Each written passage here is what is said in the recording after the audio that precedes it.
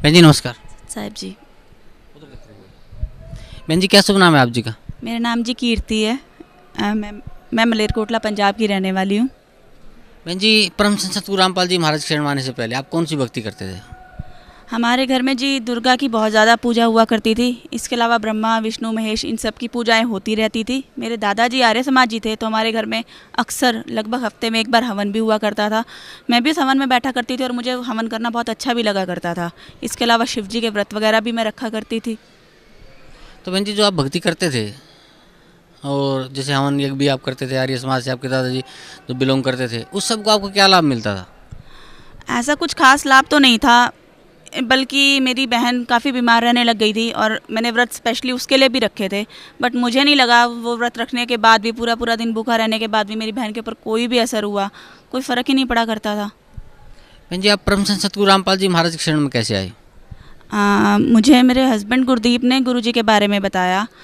जब उन्होंने गुरुजी से नाम लिया तो उसके बाद वो सारा दिन बस गुरुजी के बारे में ही बात किया करते थे। गुरुजी ये कहते हैं, ये चीज़ ये है, गीता में ये है, वेदों में ये है। मुझे शुरू शुरू में तो बहुत बुरा लगा करता था कि सारा दिन बस एक ही चीज़, ऐसा है क्या। फिर मैंने उनसे ज्ञान गंगा पुस्तक ली, मैंने वो बुक खुद पूरी पढ़ी। बुक पढ़ के मुझे लगा मतलब हम जो कर रहे हैं ये सब चीज़ें उनसे बहुत ज़्यादा अलग हैं, पर हो सकता है कि इन्होंने बातों को अपने हिसाब से काट छाट के लिख रखा हो। वो सब चीज़ें जानने के लिए मैंने स्पेशली वो एक चीज़ पढ़ी। जो पुस्तक गुरुजी की थी मैंने वो सारी बुक्स भी पढ़ी। इसके अलावा मेरे नाना जी को गीता वर्बली याद है। मैं स्पेशली उनसे मिलने ऋषिकेश गई।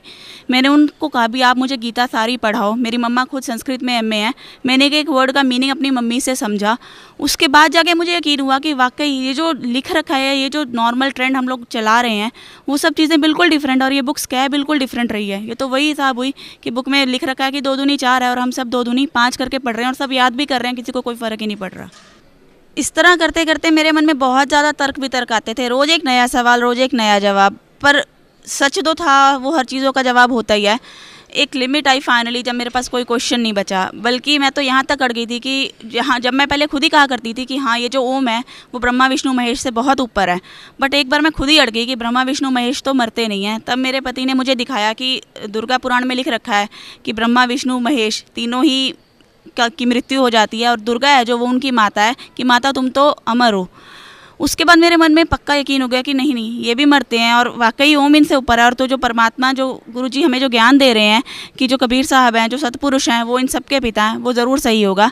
उसके बाद मेरे मन में यकीन आ गया और मैंने आश्रम आके गुरुजी से नाम ले लिया। बहन जी परम संत सतगुरु रामपाल जी महाराज से नाम उपदेश लेने के बाद आपको क्या लाभ मिला? जब मैं शुरू में गुरुजी की शरण में आई थी तो यकीन तो हो गया था, क्योंकि मैंने वो सारी चीज़ें अपनी आंखों से देखी थी। जब आप कोई चीज़ अपनी आंखों से देख लेते हो ना तो शक नहीं रहता। बट मन फिर भी काल का घर है, तो यकीन आने के बावजूद भी आपका मन टिकता नहीं है। मतलब जैसे अगर एक मंदिर जाने वाले बंदे को कह दिया जाए ना कि तू रोज़ देवी के वहाँ पर 1 घंटा लेट आ रहा है, तो वो लेट जाएगा। लेकिन अगर उसको कह दिया जाए कि नहीं वो परमात्मा आ गए, तो उनको दंडवत कर ले, तो उसका मन इतनी ईजीली झुकता नहीं है। सेम चीज़ मेरे साथ थी। मैंने नाम तो ले लिया, मुझे यकीन भी हो गया कि गुरुजी बिल्कुल सच कहते हैं, लेकिन वो जो गुरु और परमात्मा के बीच का डिफरेंस है वो अभी भी था। मैं गुरुजी को गुरु ही मान रही थी, परमात्मा नहीं। फिर शादी के बाद मेरे साथ थोड़ी सी दिक्कतें आनी शुरू हुई। मैंने डॉक्टर को विज़िट किया और डॉक्टर ने मुझे ये बताया कि मेरे को कंसीव करने में थोड़ी सी दिक्कत है। मैं घर आके बहुत ज़्यादा रोई, बहुत ज़्यादा रोई। तो मन ख़राब हो रहा था तो भगत जी ने ऐसे ही सत्संग चला लिया। उसमें प्रकरण जो आया, गुरुजी मतलब शायद मेरे लिए ही बैठ के वहाँ सत्संग कर रहे थे। गुरुजी ने ये कहा कि कबीर साहब ने धर्मदास जी को कहा था कि मैं तुझे वृद्धावस्था में भी बालक दूंगा। तो मतलब मेरे मन में ये आ गया कि मुझे भी बच्चा मिल सकता है। भगत जी ने मुझे कहा कि तुम गुरुजी से प्रार्थना लगा लेना। मेरे मन में ये आ गया कि मैं प्रार्थना क्यों लगाऊं, जब मैं सिमरन करती हूँ तो परमात्मा मुझे अपने आप मेरी मनचाही चीज़ देंगे। और कुछ ऐसा ही हुआ। 1.5 महीने बाद मैं फिर से बीमार रहने लग गई। जलन, गैस्ट्रिक प्रॉब्लम, मतलब मैंने बहुत सारे डॉक्टर्स भी बदले, फ़र्क नहीं पड़ा। और फाइनली 10 एक दिन में मुझे ये पता चल गया कि हाँ मैं प्रेग्नेंट हूँ। मेरे लिए वो बहुत ज़्यादा खुशी वाली बात थी। उसके बाद और भी बहुत सारी चीज़ें हुई मेरे साथ। जैसे कि सब कहते हैं कि हाँ ड्यूरिंग प्रेगनेंसी आयरन और कैल्शियम डॉक्टर नॉर्मली प्रेस्क्राइब करते हैं।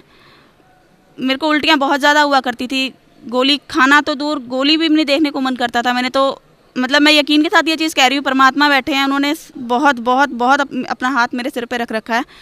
मैंने आयरन की 10 गोलियाँ भी नहीं खाई होंगी और मेरा बेटा बिल्कुल हेल्दी 3 किलो का हुआ था। मेरा 9th मंथ में जब डॉक्टर ने फाइनली अल्ट्रासाउंड किया तो बेबी का वेट सिर्फ 2 किलो था और डॉक्टर ये कह रहे थे कि आपका बेबी तो बहुत पीछे चल रहा है और 2 किलो का बच्चा 9th मंथ हो गया, कभी भी डिलीवरी हो जाएगी, भी बच्चा तो बहुत ज़्यादा कमज़ोर है। परमात्मा की ऐसी दया रही, मेरी मदर इन लॉ ने गुरुजी से प्रार्थना लगाई थी कि गुरुजी बहू हमारी ठीक नहीं रहती, तो परमात्मा ने कहा था कोई ना माई तेरे को पोता देंगे। मेरी मदर इन लॉ ने मुझे ये बात तब तो नहीं बताई।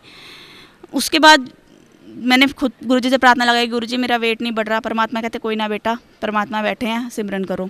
अपने आप ही बच्चे का वेट 1 महीने के अंदर अंदर 2 किलो से 3 किलो हो गया और मेरी डिलीवरी 10th मंथ के 4th डे में हुई है। नहीं तो जनरली सब कह देते हैं कि हाँ 9th मंथ में डिलीवरी हो जाएगी। परमात्मा ने तब तक वो नहीं हुआ जब तक कि बच्चा प्रॉपर हेल्दी और ठीक नहीं हो गया। इसके अलावा और भी बहुत सारे चमत्कार मेरे साथ हुए हैं। जिस दिन मेरा बेटा हुआ उस दिन मैं पूरी रात सो नहीं पाई थी। बस मेरे को यही था कि हाय परमात्मा 5 मिनट नींद आ जाए, मैं बहुत दिक्कत में हूँ। और वो 5 मिनट की नींद में ही मुझे सतलोक दिखाई दिया। परमात्मा श्वेत गुंबद के नीचे बैठे हुए हैं, सफ़ेद रंग का सिंहासन था और सोने की सीढ़ियाँ थी। वहाँ से एक पक्षी नीचे उतर के आया और हमारे घर पौधों के बीच में एक बच्चा खड़ा हुआ मुझे खुद दिखाई दिया। इसके अलावा परमात्मा ने और भी मेरा हमेशा बहुत साथ दिया है। मुझे लास्ट ईयर सिस्ट हो गई थी और डॉक्टर ने, मैंने कई डॉक्टर्स बदल के टैबलेट्स वगैरह लेनी शुरू करी, बट मुझे कोई फ़र्क सा नहीं पड़ रहा था। मतलब मैं टैबलेट ले लेती थी, ब्लीडिंग बहुत ज़्यादा हो रही थी और मैं ठीक नहीं हो पा रही थी। तो डॉक्टर ने कहा कि हम कैमरा डाल के देखते हैं कितनी दिक्कत है, और मैं बहुत ज़्यादा डर गई। हमने आश्रम फ़ोन करके पाठ के लिए कहा और डॉक्टर ने मुझे टैबलेट दी और मैंने वो टैबलेट खाई। उसके बाद मैं बिल्कुल ठीक हो गई और वो मेरी जो सिस्ट थी वो सिर्फ दवाई से ही डिज़ोल्व होकर निकल गई। और डॉक्टर हर 15 दिन में मुझे पूछ लेती थी तुम्हारे पेट में दर्द तो नहीं हो रहा, तुम्हारे पेट में दर्द तो नहीं हो रहा। परमात्मा ने मेरा इतना साथ दिया, इतनी दिक्कत के बावजूद।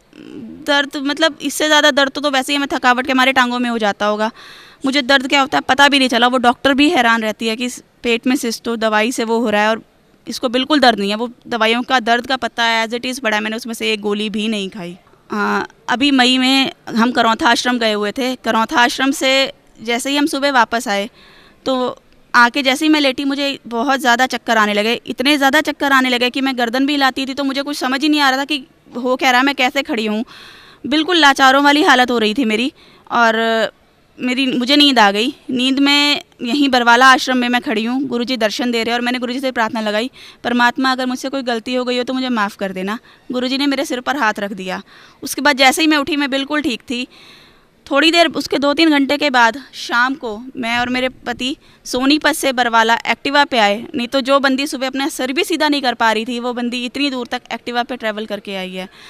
परमात्मा ने मेरा बहुत साथ दिया, बहुत बहुत बहुत ज़्यादा। बहन जी, परम संत सतगुरु रामपाल जी महाराज से नाम उपदेश लेने के बाद आप बता रहे हैं आपको काफ़ी लाभ हुआ, तो भक्त समाज को क्या संदेश देना चाहते हैं आप? मैं सभी भक्तों को ये कहूँगी कि हमारा जन्म एक ही बार होता है। अपने भोजन का इंतज़ाम या रहने का इंतज़ाम तो पशु पक्षी भी कर लेते हैं, फिर मनुष्य जन्म मिलने का फ़ायदा क्या।